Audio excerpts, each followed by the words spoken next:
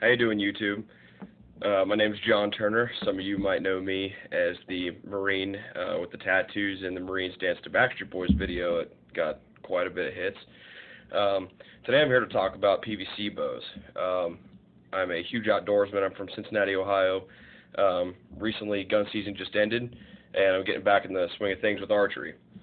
So, I would just like to say that I have had huge success with PVC bows. I've been making them for about 2 years now. Great with target shooting.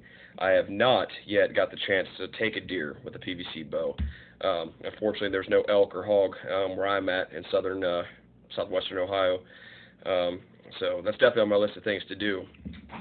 Tex Grebner of Tex Grebner Outdoors, the guy famous for shooting himself in the leg, has issued a challenge for all the archers out there to take, the PVC archers, I should say, to try and take a large cloven animal with a PVC bow. Do I think this can be done? Yes. This is what I currently shoot. I made this weekend, probably my 12th or 13th PVC bow that I've made.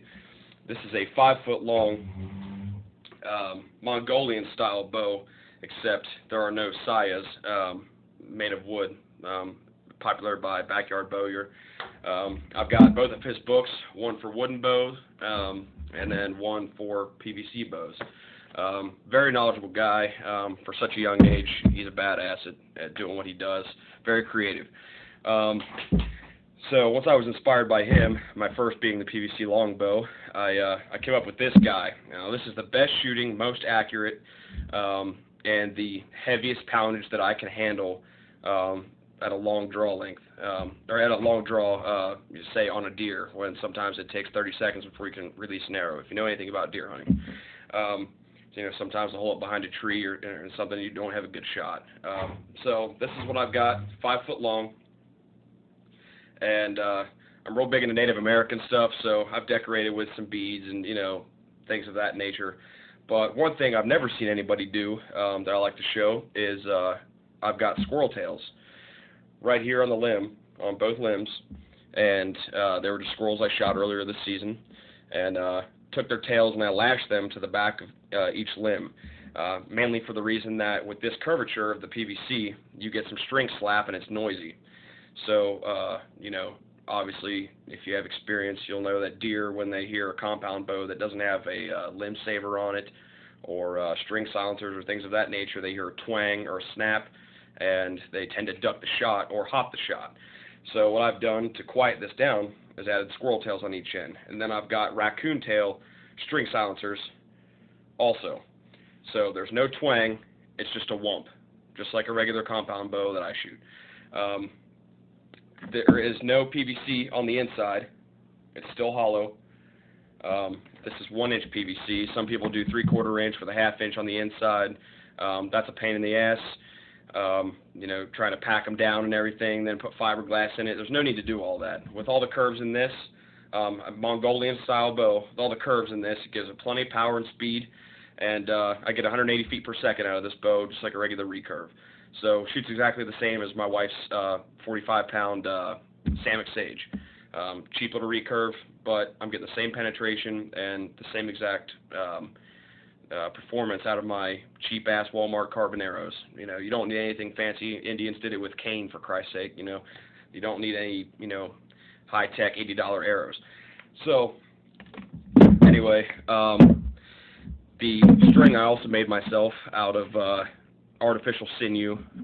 I wasn't able to kill my deer until about 5 days ago, so I wasn't able to get any actual sinew from the deer. I ordered this stuff about a month ago. Artificial sinew is very, very strong. Performs the same as Dacron, in my opinion. And you can also use the sinew to bind the tails, like I did on the ends of the bow here, to serve as serving, to do just about anything. I've got a basic wrapped leather handle right here, and then as an arrow rest, I've got a piece of leather down on the inside that's just bent over. Nothing fancy. Real simple. Now, I did come up with a sight. Tex Grebner decided to say that, kind of talking crap about survivalists and people, post-apocalyptic, this and that, whatever, people that are relying on PVC bows because they're easy to find, easy to make. things like that. Well, this is all stuff that you can find around a farm, or around a house. For instance, this PVC is from a part of my. Sorry about that. This PVC is part of a section of my pool filter and or my pool ladder or something like that. And so I already had the PVC. Didn't have to go to Home Depot to get it, although it's like $2 for 10 feet or something like that. And then as a sight for 15 yards, I've got a little eyelet here, and I can screw it in or screw it out depending on where my arrows are in relation to the target that I'm shooting. I've got it set exactly to hit center mass, and pretty much it took me just drawing several lines in the back and aiming with those lines in the back of the bow till I found out what was perfect at 15 yards. Drilled a hole, put an eyelet in there, and then screwed it in and out until I got perfect arrow flight and perfect arrow performance, and now it's set. And if you look at it straight on, it's tilted at a 45-degree angle. That way the aperture is smaller and it's not as huge. That way you've got a finer sight to look through. You could find one of these in the apocalypse, in a farm, in a barn door, on whatever. I mean, they're around in a house, whatever, somebody's toolbox. Artificial sinew, Dacron, basic string. If you layer it enough, it's going to work. So that stuff's not that hard to find. Squirrel tails, that's natural. Everything on this bow is natural. That's the point I'm trying to make here. So, Tex Grebner, I totally accept your challenge of trying to kill a whitetail or another cloven animal. Well, I don't have any around here, so it's going to be a whitetail. Might not be this bow season due to me having a brand new baby and a 5-year-old. I'm playing full-time dad all the time and work and all kinds of stuff, doing CCW classes. So, but I will make it my personal mission, Tex, to take you up on that challenge, because it sounds like a hell of a good time, and I can neither find no videos on YouTube of anybody killing anything other than fish with PVC. So I would definitely love to do that, and I look forward to the gifts and the prosperity and all the other kinds of popularity I'm going to get from doing this. So I think I've set the bar high for myself, and I'm proud to say it. And to Nick Tomihama out there in Hawaii, you're an awesome guy. You're a huge inspiration. Love your books. All the crazy stuff you come up with, man. It's very, very impressive. So just from a small guy in Ohio and former Marine, I'd like to say it's awesome. And for all you guys, about the Marine video that I made, yeah, that was almost 5 years ago next month. And as you can see, I've got quite a few more tattoos than what I did. And I'm actually married now, so I'm sorry, ladies. But yeah, I did 2 tours, Afghanistan, that kind of thing. Infantry, by the way. I'm not some pogue, so yay for paper pushers.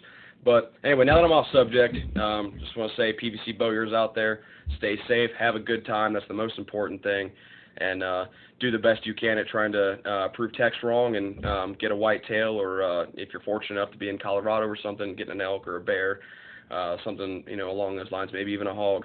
As an NRA supporter like Tex and all that kind of stuff, I would really love to find a companion where I could say that we made our PVC bows and we succeeded. So YouTube, you have a good one. Have fun with your bows. And if you have any questions on how to make one of these, it's really simple. It took me 30 minutes. I'll be more than happy to help you out. Thanks.